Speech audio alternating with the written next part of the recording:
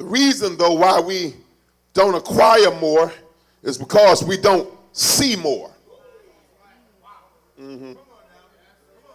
We don't see more. We don't see more. We don't see more. Now, I'm not talking about with your natural eyes. I'm not talking about your optical ability. I'm talking about your ability and your capacity, your perspective. I'm talking about vision now. If you can't see it, you'll never be it. And the reason why we are limited in our perspective to attain more is because of our cultural constructs. What really hurts us is sometimes how we've been raised. Oh, y'all don't want to talk about this. Sometimes what hurts us is where we've been raised. Sometimes, and when I talk about constructs here, I'm talking about the ideologies that shape a community and shape a people based on their idea. It don't have to be true. It's just how they see it. If you hang around folk that don't ever want anything, if you grow up in that environment, then you will adopt the behavior and the mentality of the environment that you are in.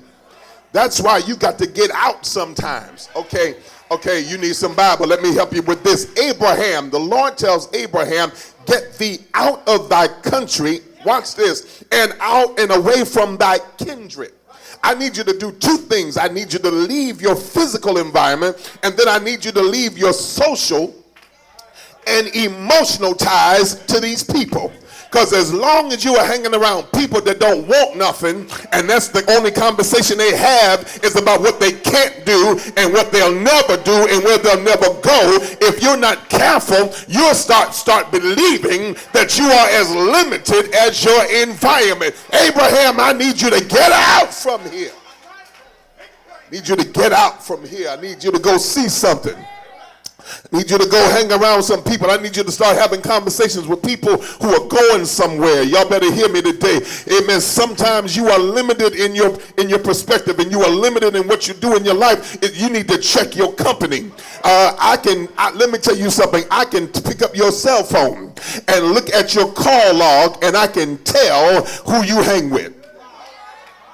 By who you talk to. Yes, y'all ain't gonna like this. I can tell by your text messages who you spend your time with, and by what you say, it will tell on you as to who you hang around with. If everything is about lolly-dolly and all that other stuff, and everything is about foolishness, it will tell where you spend your mental energy in the direction of.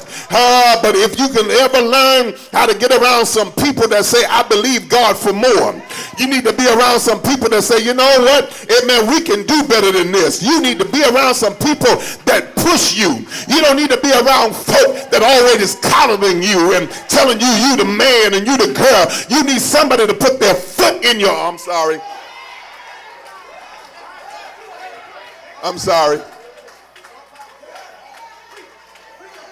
You need to be around some people that will put their foot in your back and put their hand in your back and tell you, come on here, you can do better than this. You need somebody around you who ain't gonna tell you how cute you are all the time, or saying, listen, you need to get your crazy self together.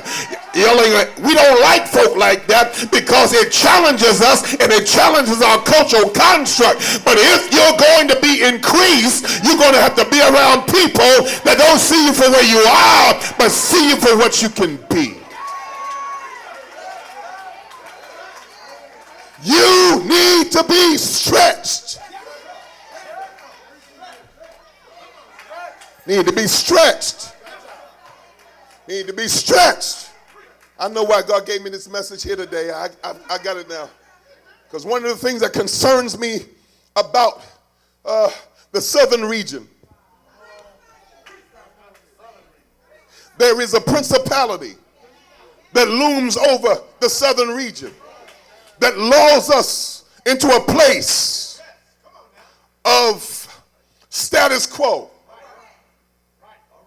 Lulls us into a place of complacency. I know I ain't gonna get no amens now, and it's all right, but it's true. And the only reason why you can't say amen, because you won't open your mind to the possibility of more. But I guarantee you, if you get out in your car and do something besides go to the movies in it, and hang out in a restaurant and go somewhere and look at some new things, y'all are going to help me. Sometimes you just need to get out of where you are and go see something different, and you discover that there is more to God than Orangeburg.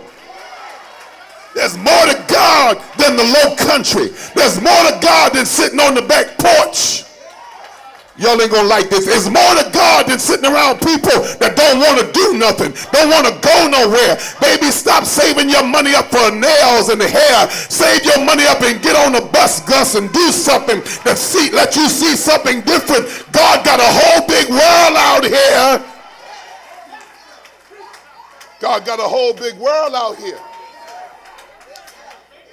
I said, God got a whole big world out here. And as long as you won't expose yourself, God help me. Okay, let me go back to Abraham for a minute. What did God tell Abraham? The first thing God told Abraham, he says, I'm going to bless you and make you a blessing, and I'm going to bless you and make your name great. He said, but I need to expose you to what it looks like. He said, come here, boy. Come down here to the beach. He said, look at the granules of sand. I need to expose you to what your blessing is going to look like. He said, count the granules of sand. I'm going to multiply your seed above that of the sands on the seashore. He said, okay, you ain't getting it yet? Look up in the sky. Oh God, twinkle, twinkle, little star. How I wonder what you are. He said, count the stars. Lord, help me, Jesus. He said, count the stars. He said, I can't count them. He said, you know why? Because your seed is going to look like the stars in the heaven. When God get ready to bless you, he will expose you to greater. Tell your neighbor you need to be stretched. Y'all ain't saying it. Y'all, that wasn't the right neighbor. I need you to holler at your neighbor and tell him you need to be stretched.